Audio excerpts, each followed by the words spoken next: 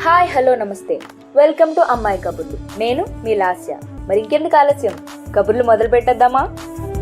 ఆ రోజుల్లో వేసవికాలంలో రాత్రి భోజనం చేసిన తర్వాత పిల్లలందరం మేడెక్కి దోమలతెర వేసుకొని కబుర్లు చెప్పుకుంటూ అలా ఆకాశం వైపు చూస్తూ ఉంటే అందమైన పాలవెల్లంతా కనిపిస్తూ ఉండేది.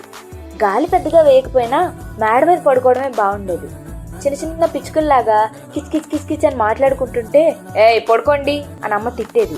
అని కళ్ళు మూసుకున్నట్టు నటించి మళ్ళీ కిచకిచమని కబుర్లు మొదలు పెట్టేసేవాళ్ళం. ఇంకా మాతో పడలేక అమ్మా నాన్న నిద్రపోయేవాళ్ళు.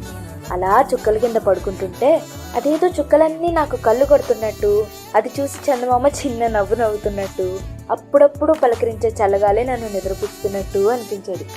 భలే ఉండేది తెలుసా. మరికొన్ని కబుర్లతో వచ్చే ఎపిసోడ్లో మళ్ళీ కలుద్దాం. అంతలోపు MS Chronicles కి సబ్స్క్రైబ్ చేసుకోండి మరి.